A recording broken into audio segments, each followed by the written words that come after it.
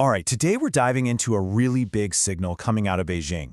It's something that could seriously reshape global economics, and it's all about a potential U.S. presidential visit to China. So let's just get right into what we actually know. So is a U.S. president really going to China? For weeks, this has been the big question swirling around in foreign policy circles. It's been fueled by all sorts of speculation and, frankly, a lot of off-the-record whispers. But now, finally, we have a clear signal, and it's coming directly from Beijing about what's really happening behind the scenes. And there it is. The Chinese government has officially gone on the record and confirmed it. They are in direct communication with the United States about a potential state visit by President Donald Trump. This is huge because it moves the entire conversation out of the world of rumor and speculation and into confirmed diplomatic reality. So what were the exact words they used? I mean, the details here are everything, and they come directly from the source, an official statement made by the Chinese Foreign Ministry during a press conference back on February 12, 2026. The spokesperson, Lin Jian, used a very specific phrase right here, head of state diplomacy. Now, this isn't just political jargon. It's really the key to understanding Beijing's entire strategy. It signals their belief that the most effective and maybe the only path forward is through direct engagement between the two presidents themselves. Look, this potential visit didn't just come out of nowhere. It's all building on a recent phone call where President Trump apparently expressed that he'd like to visit in April. And in response, President Xi reaffirmed his standing invitation. So the big takeaway here is that while the idea itself isn't new, it's now being actively and formally pursued by both sides. The wheels are officially in motion. To really get the significance of this moment, we have to understand that term Beijing keeps using, head of state diplomacy. I'm telling you, this is more than just a phrase. It's the core doctrine that's shaping this entire potential visit and the strategy behind it. So what does it actually mean in practice? Well, think of it as a top-down approach.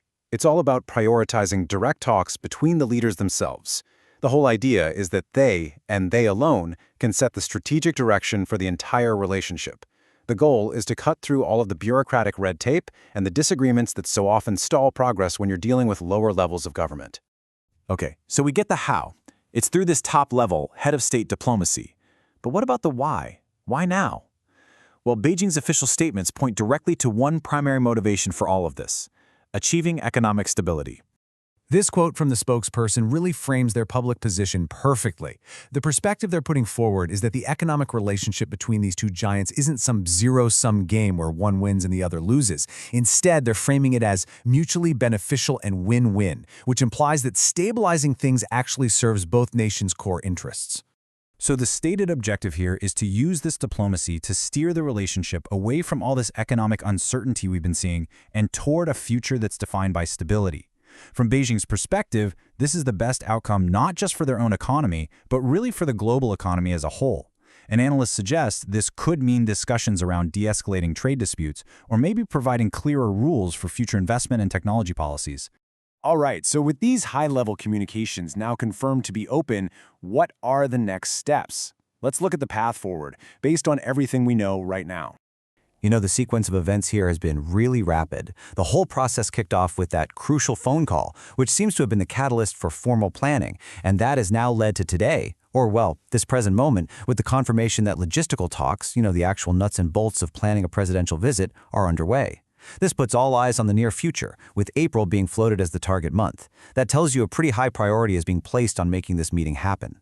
So at the end of the day, what we have are the leaders of the world's two largest economies actively working towards a face-to-face meeting. And this leaves us with the critical question that is going to dominate international headlines for weeks to come. What could this direct, top-level engagement truly mean for the future of the global economy? That's the development everyone is going to be watching.